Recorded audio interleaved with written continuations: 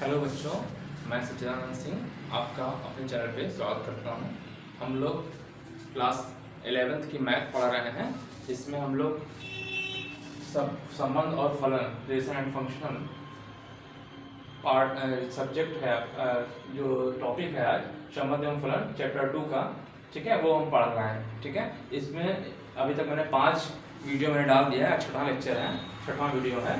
ठीक है, तो हम 2 क्वेश्चन ले रहे हैं, इसको करवा रहे हैं आपको। देखिए इस क्वेश्चन को, हमारे वीडियो को जो है आप लोग जो है दूसरे बच्चों में शेयर भी कर दीजिएगा, ठीक है, और लाइक जरूर कर दीजिएगा। ठीक है, तो मान लीजिए क्वेश्चन लिखा हुआ है, मान लीजिए a इक्वल टू 1 2 3 4 5 6, एक समुच्चय a है जिसके अंदर 6 एलिमेंट पड़े हुए हैं 1 2 3 4 5 6, और रिलेशन दिया हुआ है r क्रमिक युग का फॉर्म का है। ठीक है, तो x, y such that y equal to x plus 1। इसको पढ़ते कैसे हैं? Relation r equal to order pair x y such that, इस प्रकार से y equal to x plus 1 द्वारा a से a में संबंधित है। a से a में, जैसे आपने अभी तक मैंने बताया था a से b में, तो a से a में भी तो हो सकता है। तो संबंध a से a में संबंध परिभाषित करना है, कीजिए। ठीक है, परिभाषित कीजिए। इस संबंध को तीर आरेख द्वारा दर्शाइए। किससे दिखाना है? इस संबंध को तीर आरेख द्वारा दर्शाइए। और फिर क्या कह रहा है? आर के प्रांत, और जो आर रिलेशन बनेगा, संबंध बनेगा, उसके प्रांत, सहप्रांत, परिसर भी लिखिए। ठीक है, तो सबसे पहले तो इसमें क्वेश्चन की समझ में आया आपको कि ए से ए में बनाना है, इसका मतलब है। और तीर आरेख कह रहा है, तो तीर आरेख इसका मतलब कि ए बनाइए और उसके अंदर एक एलिमेंट डाल दीजिए, तो ए हो गया, दूसरा भी ए ही बनेगा। यहाँ ए और बी लिखते थे, यहाँ क्या बनेगा? ए बनेगा और ए बनेगा। ठीक है, तो लिख दीजिए पहले तो। ठीक है, 2 बनना चाहिए, संबंध के लिए 2 चाहिए ना, तो एक मैंने लिख दिया। चलिए इधर ही कर दे रहे हैं, इधर क्वेश्चन लिख देंगे। अरे फिगर इधर बना दे रहा है। चलिए ए बन गया, और दूसरा भी ए बनेगा, दूसरा भी ए बनना है। ठीक है, बन गया। ए में एलिमेंट कौन कौन से हैं? 1 2 3 4 5 6 लिख दीजिए। एलिमेंट 1 2 3 4 5 6, इसमें 1 2 3 4 5 6 होगा। फिर ए से ए में करना है, सेम 1 2 3 4 5 एंड 6, 6 एलिमेंट हो गए। अच्छा, जो रिलेशन बनना चाहिए, क्या रिलेशन है? रिलेशन जो बनना चाहिए, संबंध बनना चाहिए, आर परिभाषित है। क्या कंडीशन दिया है? कंडीशन दिया हुआ है। क्या दिया है? कंडीशन है y equal to x plus 1, यानी y equal to x plus 1। ठीक, संबंधित करिए। ठीक है, आप चलिए इधर देखिए, संबंधित रफ पे लिख रहे हैं, इसको रफ पे आप लिखिएगा। y इक्वल टू क्या है? x plus 1। ठीक, अगर हम x में 1 लेंगे, x बराबर पहला एलिमेंट 1 है, तो x बराबर 1 लेंगे तो y इक्वल टू कितना आएगा? अगर हमने लिया x बराबर 1 तो y इक्वल टू 2 आएगा, नहीं आएगा। ठीक, अब अगर अगला एलिमेंट लें, x बराबर 2 लें, x बराबर हम 2 लें तो y इक्वल टू कितना आएगा? x प्लस 1, यानी x बराबर 2 लिया तो y इक्वल टू 3 आएगा, नहीं आएगा। ठीक है, इस तरह 3 4 5 और 6 लें तो y की जो वैल्यू आएगी, क्या आएगी? एक बढ़ के आएगी, 4 5 6 7। इसी यही तो है। देखिए यहाँ x बराबर है, x बराबर x बराबर x बराबर x बराबर। ठीक, तो y की वैल्यू क्या है इस रिलेशन से? ये आई आपकी, y इक्वल टू 4 आया, y इक्वल टू 5 आया, y इक्वल टू 6 आया, y इक्वल टू 7 आया। ठीक, तो x बराबर जब हम 1 लिए तो y कितना आया रिलेशन पे? 2, ऑर्डर पे है ना। तो 1 का रिलेशन किससे हो गया? 2 से हुआ। 1 का रिलेशन 2 से हो गया। ठीक, 2 का मतलब बढ़ते जा रहा है, मिलाकर यही तो हो रहा है। देखिए x बराबर 1 ले तो y बराबर 2 आ रहा है, 2 ले 3 में बढ़ता जा रहा है, 3 आ रहा है, 3 से 4 पे आ रहा है, 4 से 5 पे आ रहा है, 5 से 6 पे आ रहा है। अब 6 का आगे तो आएगा नहीं, 7 आ जाएगा, तो 7 तो इसमें है ही नहीं है, तो इसको हम लेंगे ही नहीं। ठीक, छोड़ देंगे। अब क्या करना है? एरो का निशान लगा दीजिए। हो गया पहला क्वेश्चन। इस संबंध को तीर आरेख द्वारा दर्शाइए। तीर आरेख द्वारा दर्शा दिया। ये आपने a माना था, ये हो गया a माना था, यही तो था, ये संबंध हो गया r। अच्छा, अब जो संबंध जब लिखा जाता है तो यहाँ जो कंडीशन होती है वो लिख दिया जाता है। क्या कंडीशन है? y = x+1। तो यहाँ पे जो रिलेशन है आपका ये लिखा ही हुआ है, फिलहाल यहाँ तो लिखा ही हुआ है, यहाँ पे आप लिख भी सकते हैं y = x+1 ऐसे है, चाहे तो लिख सकते हैं, अदरवाइज यहाँ पे लिखा हुआ है। ठीक है, इसको अपना भी लिखिए, चलिए ऐसे रहने दीजिए। ठीक है, ये रिलेशन हो गया r, बस यहाँ r लिख दीजिए, जो संबंध है r। ठीक है, r है ऐसे में। अब दूसरा, ठीक है, समझ में आ गया आपको, इसको मिटा देता हूँ। ठीक है, समझ में आ गया कैसे मैंने लिख दिया भाई। लिखा था जो आपका क्वेश्चन था 1 2 3 4 5 था, एक एलिमेंट था, ए से ए में ही संबंध था, ए इधर में लिख दिया, इधर लिख दिया, एलिमेंट को मैंने लिख दिया 1 2 3 4 5 6, 1 2 3 4 5 6। अब ऑर्डर्ड पेयर है x, y और y = x+1 लिखा हुआ है, नहीं y की वैल्यू x कि एक वैल्यू से ज्यादा है, तो अगर x = 1 लिए तो y की वैल्यू 2 आनी चाहिए। 1 का 2 से रिलेशन हो गया, इस तरीके से 2 का 3 से रिलेशन हुआ, 3 का 4 से, 4 का 5 से, 5 का 6 से। छठा नहीं ले सकते, क्यों नहीं ले सकते? क्योंकि इस बार हम जोड़ेंगे तो 7 आ जाएगा, 7 इसमें है ही नहीं है, रिलेशन नहीं बनेगा, इसलिए यही 5 हो गया। अब मैंने क्या किया, प्रांत लिखना है। ठीक है, प्रांत लिखना है, इस रिलेशन का प्रांत लिखना है। तो क्या होगा बताइए, प्रांत जो एसोसिएटेड है, किससे? 1 2 3 4 5, 5 से ही संबंध है ना, 5 संबंध है, छठा छूट जा रहा है, तो यही लिखेंगे। तो प्रांत क्या हो गया आपका?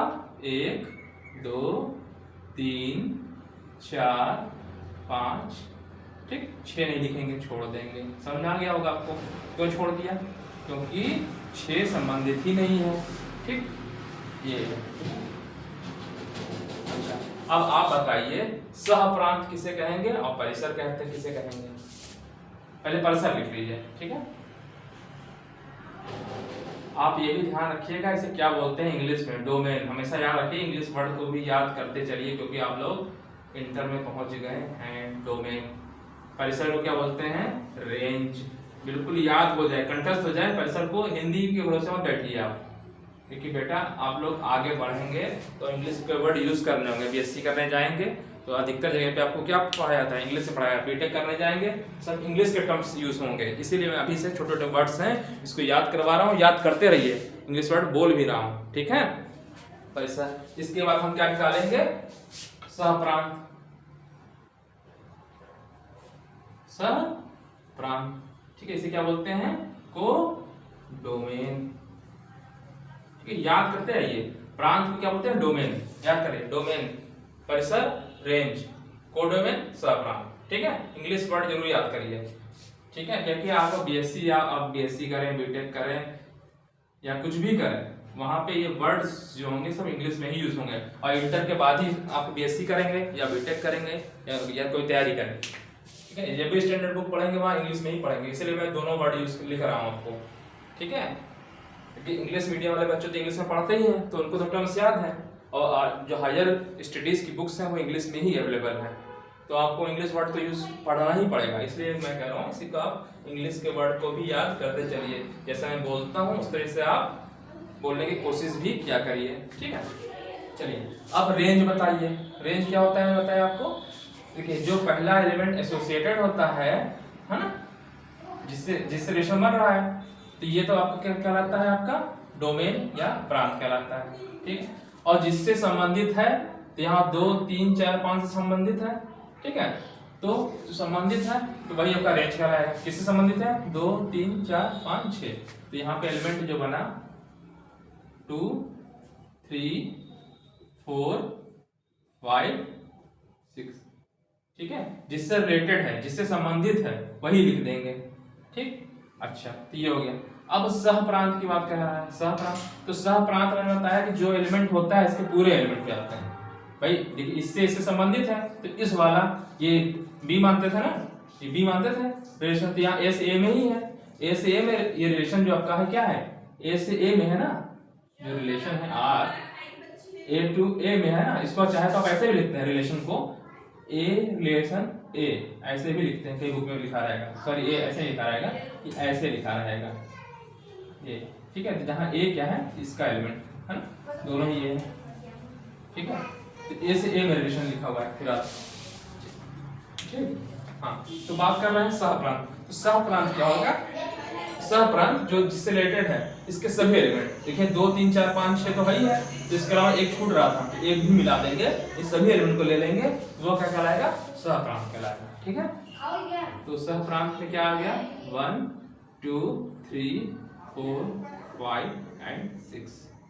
ठीक है, ये समझ में आ गया होगा। और दूसरी चीज मैंने आपको बताया भी है कि परिसर जो है हमेशा जब भी परिसर लिखते हैं वो इसका उपसमुच्चय होता है ना, याद कर लीजिए, कहीं कंपटीशन पूछ भी सकता है एक लाइन में आपके, हो सकता है आप लोग प्री बोर्ड में पूछ लिया जाए कि परिसर सहप्रांत का उपसमुच्चय होता है, सही या गलत, तो सही। परिसर जगह जिसमें देखिए 6 है, 5 एलिमेंट है, इसमें 6 एलिमेंट है, तो इसका क्या हो गया, उपसमुच्चय हो गया ना। चलिए, तो ये समझ में आ गया होगा आपको। ठीक है, अच्छा ये तो मैंने फिगर से बता दिया। अगर इसी आपका आंसर ये हो गया फिर आप, ठीक है, ठीक है। अगर मैं इसी को कह दूं कि इसको आप जो ये कौन सी विधि है, ये कौन सी विधि है, समुच्चय निर्माण विधि बोलते हैं। ठीक, रोस्टर विधि में क्या हुआ था, अगर रोस्टर विधि लिखते तो सीधे क्या किससे संबंधित हो जाता, 1 2 मतलब रोस्टर विधि से का रिलेशन लिखते तो ये आता 1 का 2 से रिलेशन। भाई इसी को हम खोल के लिख देते तो देखिए x और 1 रखते तो y की वैल्यू 2 आती तो 1 2 हो गया। ठीक है, वही चीज 2 3 जो बन रहा है 2 3, ये भी जानते रहिए कि अगर ऐसे लिखा है इसे क्या बोलते हैं, समुच्चय निर्माण। ठीक, ये रोस्टर विधि।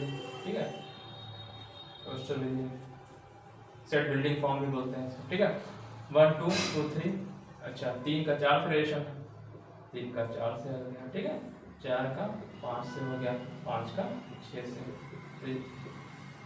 तो इसी क्वेश्चन पे चाहे हम ये हटा करके हम ये लिख देते, बात वही जाती। ठीक है, जैसे यहाँ r है, r पे हम ये लिख देते तभी क्वेश्चन सेम बन गया, वही चीज क्वेश्चन है। ठीक है, चलिए, तो ये क्वेश्चन आपको समझ में आ गया होगा अच्छे से। परिसर, तो इस क्वेश्चन से आप लोग ये समझ में आ गया कि डोमेन कैसे निकालते हैं, यानी प्रांत कैसे निकालते हैं। परिसर क्या होता है, जहाँ परिसर जिससे रिलेटेड है ना, रिलेटेड इसी इतना ही रिलेशन आ रहा है 1 से 2, ये परिसर कहलाएगा, छूट जा रहा है, इन सबको मिला दिया तो क्या बन गया, सहप्रांत बन गया, कोडोमेन बन गया। ठीक, चलिए इस क्वेश्चन को मैं मिटा दे रहा हूं, क्वेश्चन हो गया आपका। ठीक है, अब सब ये 8वां क्वेश्चन देख लेते हैं। ठीक है, तो ये संबंध का ही क्वेश्चन है तो मिटा दे रहे हैं, संबंध के क्वेश्चन चल रहा है, बस संबंध टॉपिक लिखा हुआ है होगा। अच्छा, तो क्वेश्चन देख लेते हैं, अगला क्वेश्चन क्या है।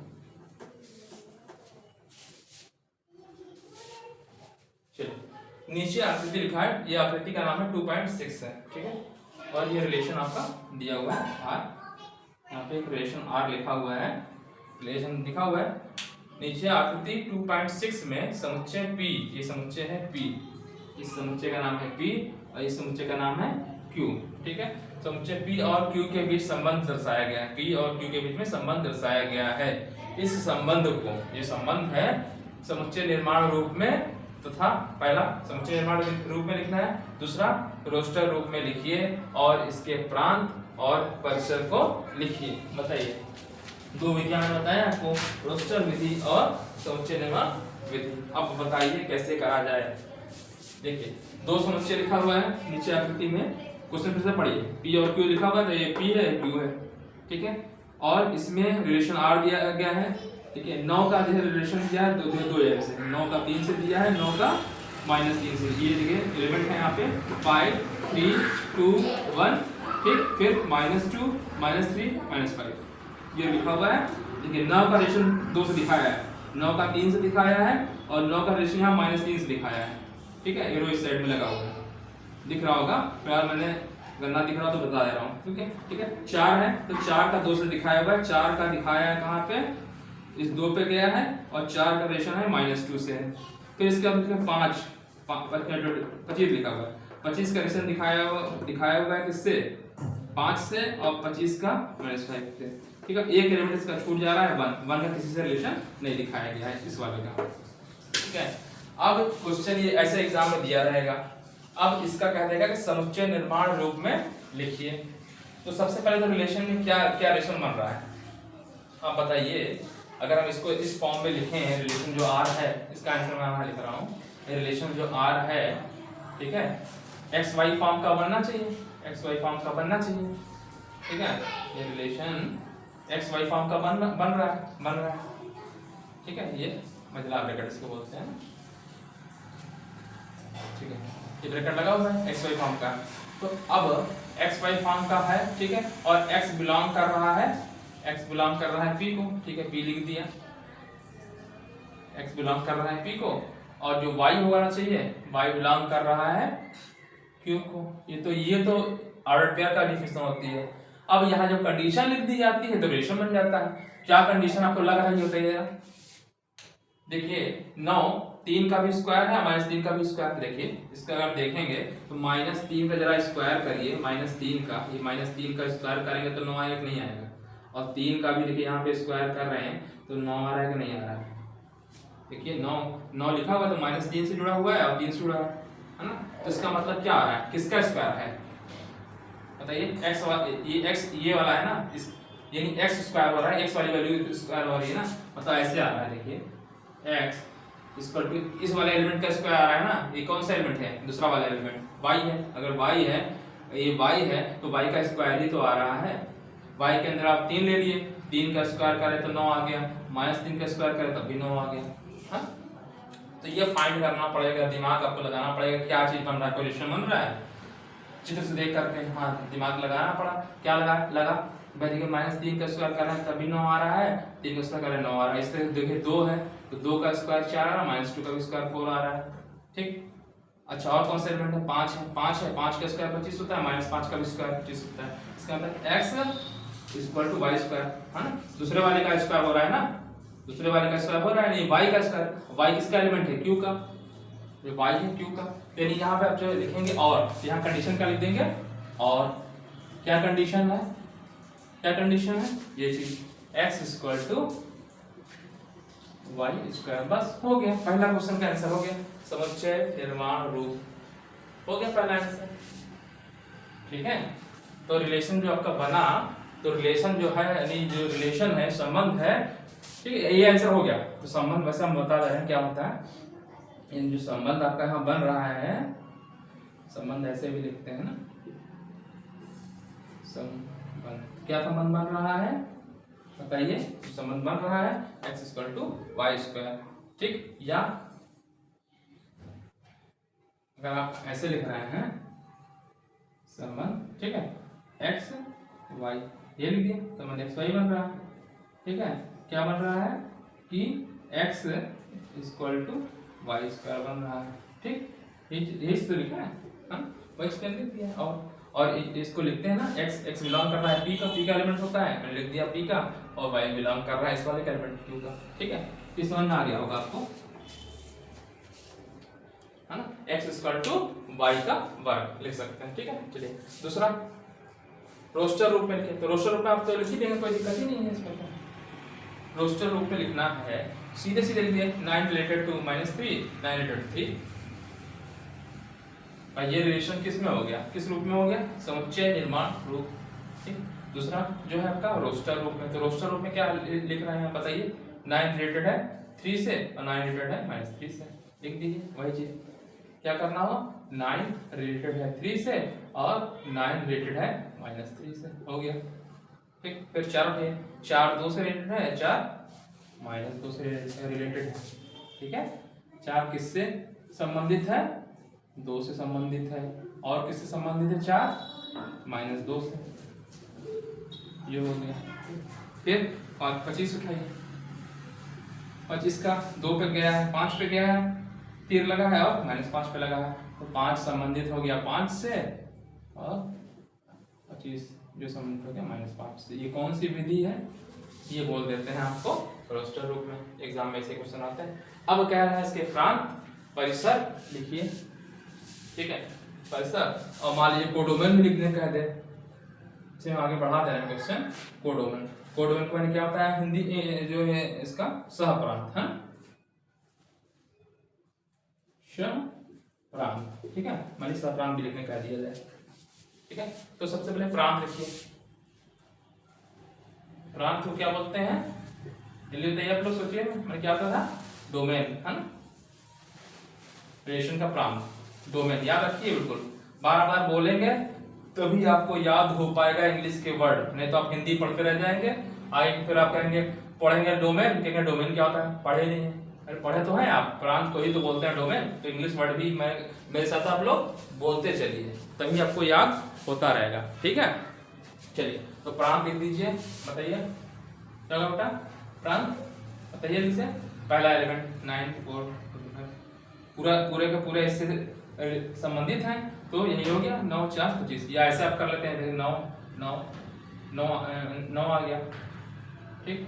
फिर क्या आएगा, 9 आ गया पहले वाले का पहला, ठीक, रिलेशन का पहला 4 4 तो 4 आ गया, ठीक। 25 25 है, 25 तो पहला सबका पहला वाला, ठीक है। देखिए संबंधित है ना 9 4 25, तो इससे भी देख के लिख सकते हैं, चाहे ऐसे करके लिख दीजिए, बात तो वही है, ठीक। तो ये 25 ब्रैकेट बंद हो गया, ये क्या है, प्रांत हो गया। फिर दूसरा चीज क्या है इसमें, परिसर, परिसर लिखना है, जो रिलेशन आ रहा है ना, रिलेशन यानी संबंध, ठीक है, तो उसका क्या होना चाहिए, परिसर लिखना है। परिसर क्या होता है, जो कहाँ पे जा रहा है, 9 से हम जा रहे हैं 5 पे, 9 से सॉरी 9 का हम जा रहे हैं 3 पे, और 9 का जा रहे हैं -3 से, मतलब 9 का रिलेशन 3 से भी है और -3 से भी है, तो 3 और -3 है ना, तो ये 3 -3 हो गया, 3 हो गया -3 हो गया। फिर 4 का संबंध 2 से है और -2 से है, तो यहाँ 2 और -2 आ रहा है, 2 -2 है, ठीक। फिर 25 का संबंध 5 से -5 से, 5 से -5 से, ठीक है, लिख दिया इससे, ठीक है। या आप इसी को देख लीजिए, 3 जो दूसरा वाला एलिमेंट है, 3 -3 3 -3 2 -2, ठीक, 5 -5। अब इसको चाहे तो आप पहले माइनस कर दीजिए, आप इस समुच्चय में एलिमेंट को चाहे पहले और बाद की भी लिख सकते हैं, तो इसको हम चाहे तो ऐसे भी लिख सकते हैं ना। एग्जाम में मान लीजिए कि टिक करने वाला क्वेश्चन आ गया, आपसे कहेंगे आंसर आपने ये लिखा है सर, मेरा तो आ ही नहीं रहा है ना, तो आप ऐसा भी तो लिख सकते हैं। पहले क्या आ रहा है, -3 -2 -1, फिर -1 नहीं आ रहा है, 5 आ रहा है, ऐसे लिख दिया, मतलब वही एलिमेंट को मैं कह रहा हूँ -5 लिख दिया, बढ़ते क्रम में लिख दिया, -5 लिखा है, फिर -3 लिखा है और -2 लिखा है, फिर इसी का 2 2 3 5। बात वही है, चाहे आप ऐसे लिख दें या ऐसे लिख दें, समुच्चय में एलिमेंट को चाहे इधर उधर कहीं में भी लिख सकते हैं, कोई दिक्कत नहीं होता है, चाहे हम ये लिख दें, आंसर सेम है।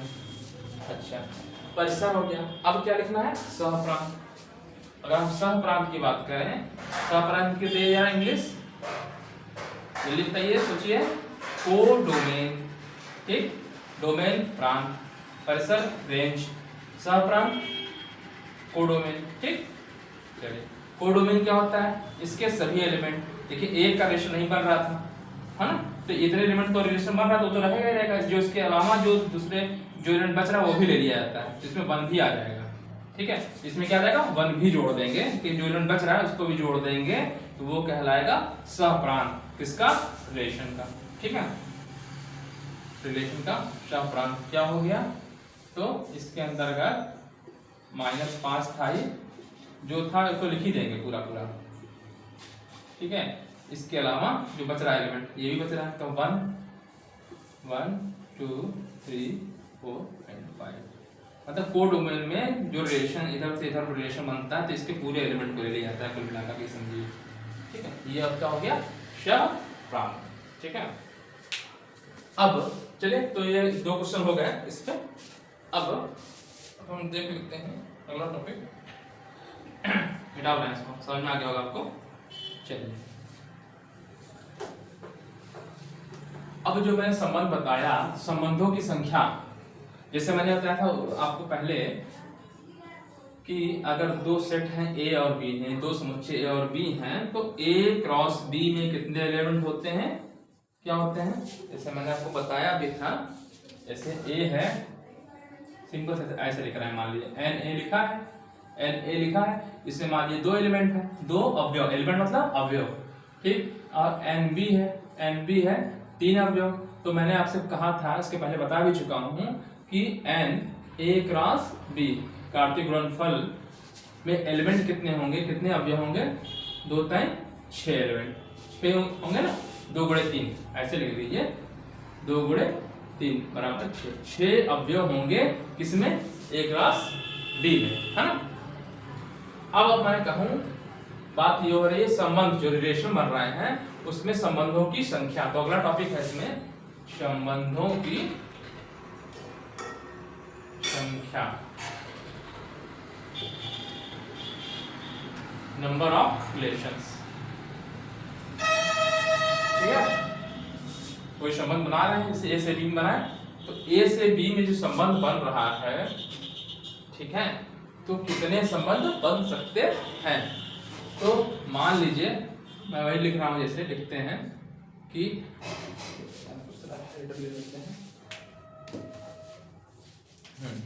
चलिए कह रहा हूं एन ए है मान लीजिए, ठीक है, इसे मान लीजिए समुच्चय एलिमेंट है पी है, अवयव संख्या कितनी है पी है। दूसरा एक समुच्चय है, इसमें जो अवयव हैं उसकी संख्या कितनी है क्यू है, ठीक है, ठीक है।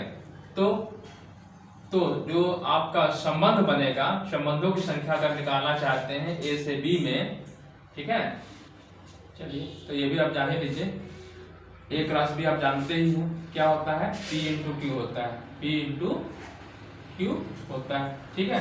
पी क्यू मतलब वही पी क्यू हो गया, मतलब ये समझिए पी क्यू गुणा कर दिए पी क्यू हो गया। तो ए से बी में संबंधों की संख्या, ए से बी में संबंधों की कुल संख्या कितनी बन सकती है। तो जितने उप समुच्चय बन सकते हैं उतना ही बन जाएंगे, जितने भी उप समुच्चय बन सकते हैं उतने ही होंगे। जैसे मान लीजिए एक छोटा सा एग्जांपल लेकर समझाता हूँ। जैसे मान लीजिए ए है, ठीक है, ए में 1 और 2 है, तो इसके उप समुच्चय बनाइए जरा। अब मैं आपसे कहूँ कि ए के उप समुच्चय की संख्या बनाइए, तो क्या बनाएंगे आप, एक बना, एक उप समुच्चय बना, दूसरा ये 2 बनेगा, तीसरा इन दोनों कॉम्बिनेशन बनेगा, और ये 5। तो जितने एलिमेंट होते हैं 2 की पावर जितने एलिमेंट होते हैं, 2 की पावर कितने एलिमेंट हैं यहाँ 2 है, तो टोटल 4 उप समुच्चय बनते हैं, है ना। तो उसी तरीके से जो यहाँ मैंने कहा जो संबंध पढ़ते हैं उसके उप समुच्चय की संख्या होती है, इसके जो पी और क्यू में संबंधित होता है उसके उप समुच्चय की संख्या, ठीक। तो कुल यहाँ पे जो संख्या होगी संबंधों की संख्या कितनी होगी, 2 की पावर, यहाँ पी है क्यू है एलिमेंट, तो 2 की पावर पी क्यू, यही हो जाता है, ठीक। कार्तीय गुणनफल कितना होता है, पी इंटू क्यू हो जाता है, ठीक। और संबंधों की संख्या कितनी हो जाएगी, 2 की पावर पी क्यू, जो गुणा कर दिए पी क्यू आया, है ना, पी क्यू, ठीक है। तो संबंधों की संख्या क्या आती है, 2 की पावर पी इंटू क्यू हो जाती है, ठीक। समझा है। समुच्चय क्यों होती है, इसलिए होती है, मैंने आपको पहले ही डेफिनेशन बताया कि जो संबंध होता है वो क्या होता है, ए से बी में से कोई संबंध होता है तो जो आपका कार्तीय गुणनफल बनता है, है ना, कार्तीय गुणनफल बोलते हैं या क्रमित युग्म। तो क्रमित युग्म की क्या होती है कुल, क्या बता रहे थे आपको, हाँ, ए से बी में संबंधों कुल संख्या बता रहा था। तो क्या होती है कि 2 की पावर, ठीक है, क्या होती है, ए और बी है, तो ए में अगर पी एलिमेंट है, क्यू बी में क्यू एलिमेंट है, क्यू अवयव है, तो उसका गुणनफल पी क्यू होता है। तो ये होता है ए क्रॉस बी में एलिमेंट, ठीक। और संबंध की संख्या अगर कहेंगे तो 2 की पावर पी क्यू होगा, मतलब उप समुच्चयों की संख्या, ए क्रॉस बी के उप समुच्चयों की संख्या को ही हम बोलते हैं संबंधों की कुल संख्या बनेगी, ठीक है। जैसे एग्जांपल ले ले, अब लिख लीजिए, मान लीजिए 2 समुच्चय माना, चलिए एग्जांपल ही ले लें, माना 2 समुच्चय ए और बी में अवयवों की संख्या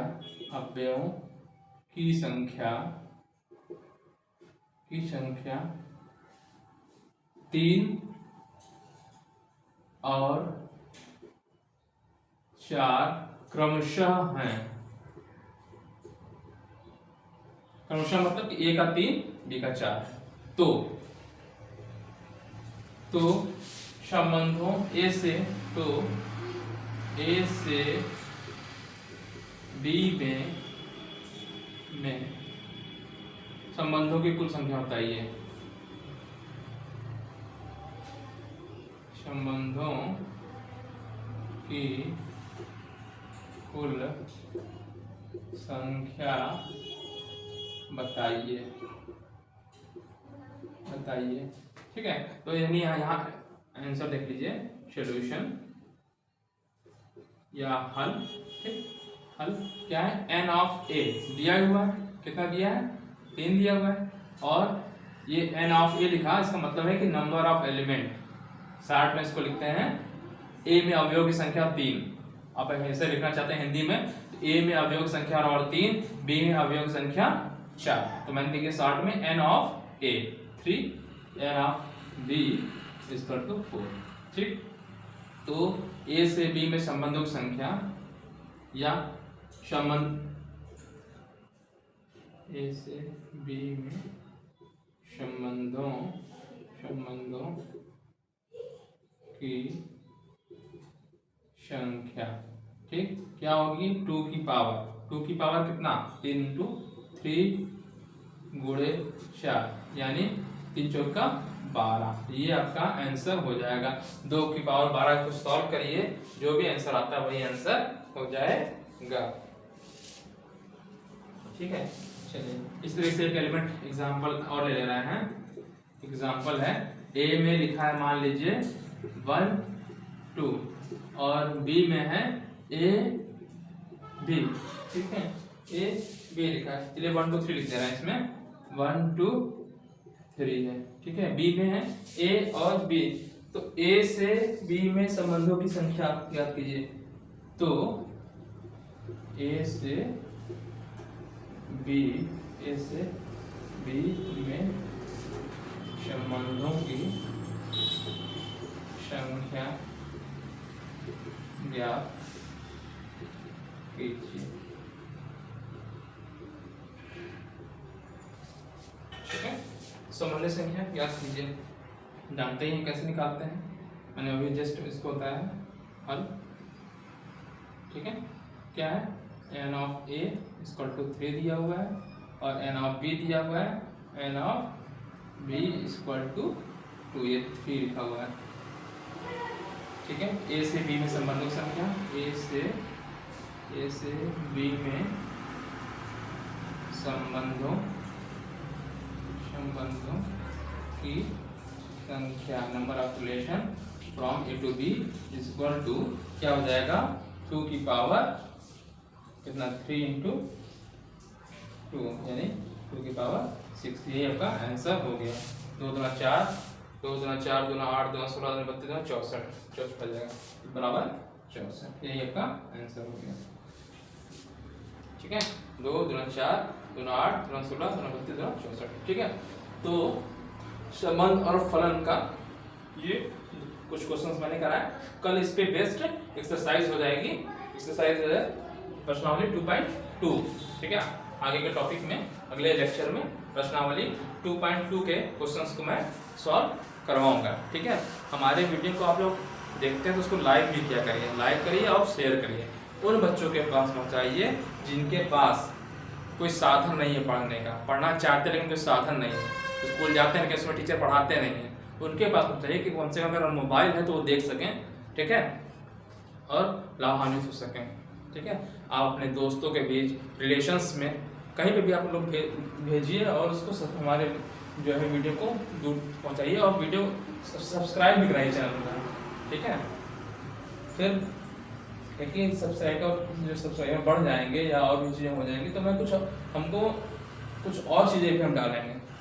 ठीक है, फिर आप लोग कमेंट ही नहीं कर रहे हैं क्या, अब समझ में आ रहा है नहीं आ रहा है, क्या हो रहा है, कुछ और पूछना चाहते हैं, कुछ कमेंट करिए आप लोग, उस पर वीडियो पे नीचे लिखिए। जब भी मेरे खाली टाइम रहता है मैं देखता हूँ आपका कमेंट्स, पढ़ता हूँ, क्या बच्चे पढ़ना चाहते हैं, कुछ पूछना चाहते हैं, है ना, तो कमेंट जरूर लिखा करिए आप लोग कि सर हाँ ये बता दीजिए, या कुछ और चीज़ पढ़ना चाहते हैं वो। ठीक है, तो उस टॉपिक्स पे मैं वीडियो बना दूंगा। एक मैं अपना व्हाट्सएप ग्रुप बनाऊंगा नया ही 11th के लिए। ठीक है, मैं नंबर नोट कर लीजिए, 9026443318। ठीक है, इस नंबर पर मैं व्हाट्सएप ग्रुप बनाऊंगा जिसपे अभी पहले सिलेबस कंप्लीट करूँगा, उसके बाद IIT के क्वेश्चंस डालूंगा और कॉम्पिटिशन्स के क्वेश्चन। इसके अलावा फिर आगे मतलब मैं कुछ और कॉम्पिटिशन की भी तैयारी करवाऊँगा, ठीक है। फिलहाल अभी मेरा व्हाट्सएप नंबर ये है, आप नोट कर लीजिए, ठीक है। उस पर मैं कुछ IIT क्वेश्चंस डालूंगा, ठीक है। और एक्स्ट्रा क्वेश्चंस जो यहाँ पे नहीं लगवा पा रहा हूँ उसमें भी डालूंगा, ग्रुप बनाऊंगा उस ग्रुप पे डालूंगा, ठीक है। तो आज के लिए इतना ही, ठीक है। मैं वीडियो को फिर से एक बार बोल रहा हूँ, शेयर कर दीजिए दोस्तों के बीच, ठीक है। और सब्सक्राइब करवाइए, आप लोग लाइक जरूर कर दीजिएगा, ठीक है। थैंक यू, धन्यवाद।